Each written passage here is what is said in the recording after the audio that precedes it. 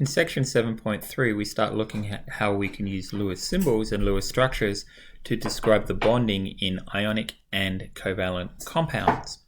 So we're going to go through this in a couple of sections. We can lay out the basics of how we use Lewis symbols, and then we're going to go ultimately through systematic procedures for drawing complex Lewis structures for covalent compounds. So it's important to recognize that chemical bonds result from the interaction of electrons on different atoms, that the electrons that are going to be involved in bonding are those that we call the valence electrons. Another important thing to recognize is that some arrangements of electrons are very stable. That is, that they don't like to change. In particular, what we recognize is that the 8 valence electron arrangement, or what we call an octet, of the noble gases is extremely stable. So if elements can obtain an 8 valence electron arrangement through forming molecular or ionic bonds, then they're going to become very stable and reactions will cease at that point. So we're going to define a valence electron of a main group, that's one of those that's in the A groups, as just an electron that's in the outermost shell. And these electrons are always going to be in an S or P subshell. There is an American chemist by the name of Gilbert N. Lewis, and he developed a really cool system to illustrate the number of valence electrons that a main group element has. And it's really simple. What we do is we put one dot around the atom symbol for every valence electron that it has. And there's a few simple rules. I'm going to use carbon as an example here.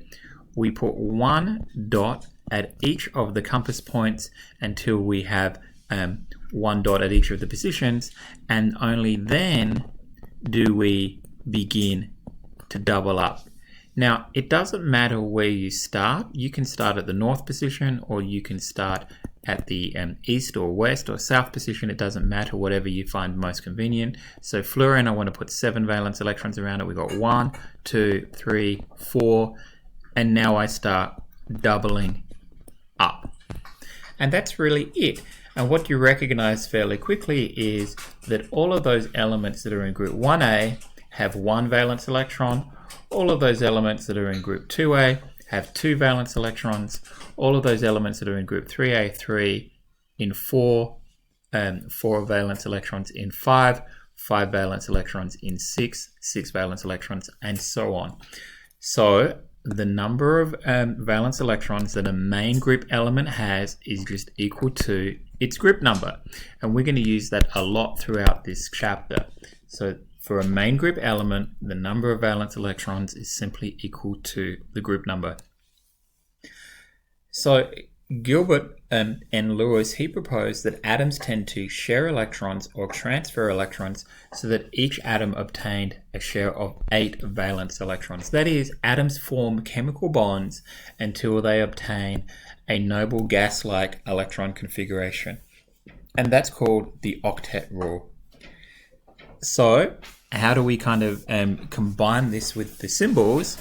Well, it's really simple. For the non-metal atoms, these are the ones that like to form covalent bonds, the number of unpaired dots in an element's Lewis symbol indicates what we call its bonding capacity, and this is the number of bonds that it tends to form. So carbon in group 4A tends to form 4 bonds because it has 4 unpaired dots. Nitrogen in group 5A tends to form 3 bonds because it's got a bonding capacity of 3. Oxygen in group 6A tends to form 2 bonds. Fluorine in group 7A tends to form 1 bond. And neon, which is a noble gas with a bonding capacity of 0, doesn't like to form chemical compounds. So this concept of bonding capacity and the octet rule is really, really powerful. Lewis symbols can also be used to help us understand the formation of ions and the formation of ionic compounds. So the metals that are the classic main group metals are those that are in group 1A, the alkali metals, and those that are in group 2A, the alkaline earth metals. And what these guys tend to do is they tend to lose their valence electrons, forming cations and in that way obtain a noble gas configuration. So sodium, which has 11 electrons, 10 of them are in the neon noble gas configuration, and then it has 1 electron in the 3s subshell. When it forms an ion, it tends to lose this 1 electron, leaving it with a neon arrangement. Magnesium has 12 electrons, 10 of them are in the neon noble gas configuration, and then it has 2 electrons in the 3s subshell.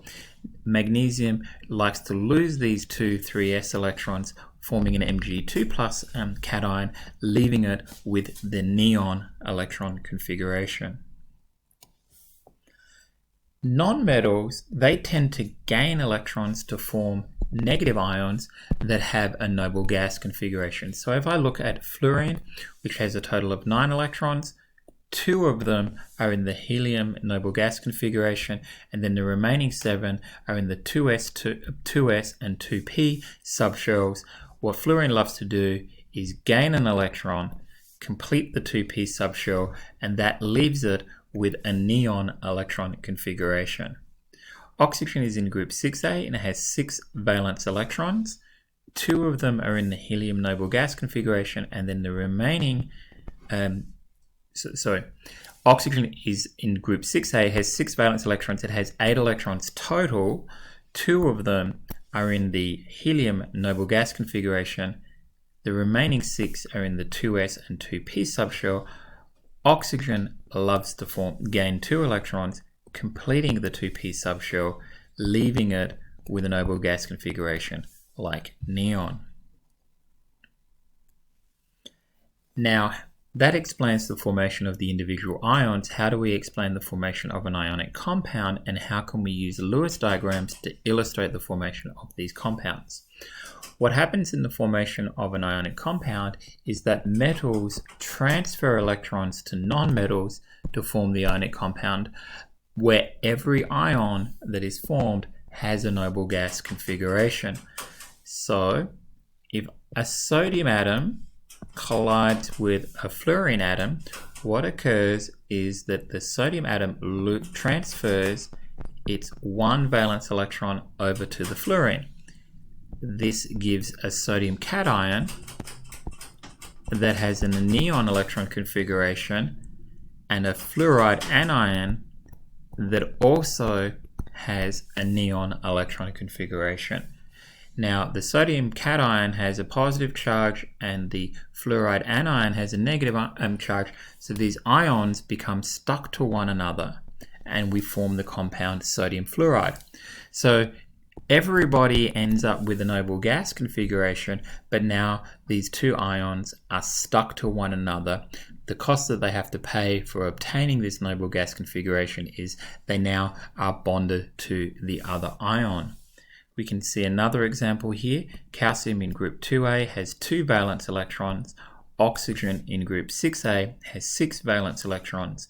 When a calcium atom collides with an oxygen atom, what's going to happen is the metal will transfer over its valence electrons. This results in the formation of a calcium ion, and calcium ion has 18 electrons in the argon configuration. The oxide ion that is formed has 10 electrons with the neon electron configuration, but the calcium ion is positively charged, the oxide ion is negatively charged. These ions are going to become stuck to one another, so again, and forming the compound calcium oxide. So again, every atom achieves a noble gas configuration, but they become stuck to one another.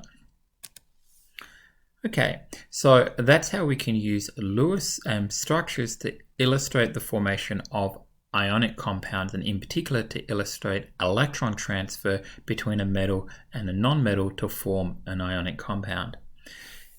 Lewis symbols can also be used to show how electrons are not transferred but shared in covalent molecules. So here we can see what happens when a hydrogen atom starts interacting with a fluorine atom. These guys are going to pair up their single electrons there. They're going to share those 2 electrons, and in that way what happens is that the hydrogen atom has 2 electrons like its noble gas helium, and the fluorine atom has 8 valence electrons like its noble gas neon. So both of these atoms obtain a noble gas octet. The only problem is they're stuck to one another because they have to share these 2 electrons. Now, a shared pair of electrons we commonly illustrate in chemistry as a single line, and this helps us kind of differentiate it from the electrons that are not being shared, that belong just to an individual atom. So by writing the shared pair of electrons as a line, we can tell that they are different from the other electrons that are present in our molecule. So we know that fluorine is always found in nature as F2 molecules, and we can kind of see why when we look at Lewis structures. When one fluorine atom collides with another fluorine atom, what's going to happen is they're going to share their unpaired electrons there, so that both of these guys end up with a noble gas octet. So now we have this fluorine atom's got 2, 4, 6, 8 electrons. This fluorine atom has 2, 4, 6, 8 electrons. Only thing is, they have to stick together because they both need these 2 electrons that are sitting halfway between the atoms. So we're going to replace those bonding electrons, that bonding pair of electrons, with a line to make it clear that they are different from these other electrons, which we call non-bonding electrons, that are located on each individual fluorine atom and are not being shared. You can see that the same thing would happen if we brought a bromine atom in contact with a fluorine atom. They're going to pair up their unpaired electrons, and so we end up with a bonding pair between the 2 atoms, and these, which we can illustrate with a line, and those atoms would become stuck to one another. Now, of course, most molecules involve more than 2 atoms, but we can see how larger molecules can also be built up in this way. So here we have 2 hydrogen atoms. That hydrogen's in group 1A has 1 valence electron. Interacting with an oxygen atom, oxygen's in group 6A has 6 valence electrons with 2 unpaired electrons here. So these guys are going to pair up, these guys are going to pair up, and that gives rise to the water molecule, where we have these 2 bonds between the hydrogen and the oxygen atoms, and then we have these 4 non-bonding electrons that are located on the oxygen. Here we go to a group 5 element, nitrogen. So nitrogen has 5 valence electrons. 3 of them are unpaired, so you can see that a nitrogen atom could pair up with 3 hydrogen atoms in this case, and then that gives a situation where we have our 3 bonded hydrogens, but then we have 2 non-bonding electrons on the nitrogen. And we can build up bigger molecules if we move into a central atom that has 4 valence electrons. It's possible for 2 atoms to share more than 2 electrons. What we've looked at so far are what we call single covalent bonds, where 2 electrons are being shared.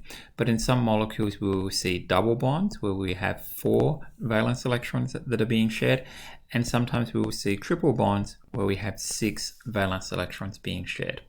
We don't observe quadruple bonds with 8 electrons being shared. So a classic example of a molecule where we have a triple bond is N2. And so in N2, we have a triple bond between the 2 nitrogen atoms, and this is very difficult to break, and that explains the relative lack of reactivity of N2, and we kind of observe that all over the place. In fact, N2 is so unreactive that we will often use it to maintain what we call an inert atmosphere. So if we don't want chemical reactions to occur with oxygen, we'll flush out all of the oxygen and replace it with N2, and that gives us a nice unreactive system. When 2 oxygen atoms come together, we end up with a molecule where we have 4 electrons being shared, so we have what we call a double bond between the 2 oxygen atoms. And because a double bond is weaker than a triple bond, we find that O2 is more reactive than N2. So what I should point out is that the weakest of our bonds are our single bonds, and the strongest of our bonds are our triple bonds. But if we look at the length of the bonds, as bonds get stronger, they get shorter. So that's worth keeping in mind. We're going to kind of come back to that later. So stronger equals shorter, weaker equals longer. Now you have to recognize that if you're going to form a double or a triple bond, what's often referred to as a multiple bond, then your atom has to have a bonding capacity of 2 or more. So that precludes the possibility of some types of atoms participating in this type of bonding. So for example, hydrogen only has 1 unpaired electron in its Lewis symbol, so hydrogen can only form single bonds. Hydrogen is always going to be on the edge of a molecule, and it's never going to be involved in double bonds or triple bonds. We see the same thing for the group 7a elements, the halogens. They only have 1 single dot there. And so these guys, again, they're going to be on the edge of molecules, normally forming a single bond. Now, there are sometimes exceptions to these things. We've been very careful to say that these are typical bonding patterns rather than them being absolute rules. But generally, we're going to find the halogens on the edge of molecules, and with hydrogen, it's going to go on the edge of a molecule as well, forming 1 bond. Now, if we look at the group 6a elements, this is the oxygen group, sometimes referred to as the chalcogens. What we see now is that we've got a bonding capacity of 2. So there's a couple of ways that we can utilize this. We can have 2 single bonds, or for the first time, we can have just 1 double bond. Now, when we move over to elements from group 5a, we now have a bonding capacity of 3, and we have more varieties of bonding that are possible for these types of elements. So we could have 1, 2, 3 single bonds, we could have a double and a single bond, or we could have a single triple bond, or just 1 triple bond. So we see a greater variety of bonding for the nitrogen group of elements because they have a greater bonding capacity. Okay, so if we move on over to group 4a, it's our last group of nonmetals, we see that the elements that are in this group have a bonding capacity of 4, and this gives the greatest variety of options as far as bonding is concerned. We can form 4 single bonds, we can form a double bond and 2 single bonds, we can form a triple bond and a single bond, or we can form 2 double bonds. So I should point out that should be just 1 single. There we go. Okay, so the bonding of carbon is very, very rich as a result of this, and that's why we have organic chemistry, which is focused on the compounds formed by carbon, because carbon is such a versatile element. And, we utilize this in biochemistry. Carbon lies at the heart of biochemistry because it's such a versatile atom. It can participate in all of these different types of bonding motifs. Okay, so that concludes the first part of section 7.3 that I would like to go through. And then there will be another video that focuses in great detail on very systematic procedures for drawing complex Lewis structures. We're going to be using this procedure for the remainder of the chapter, so I'm putting that in a video by itself.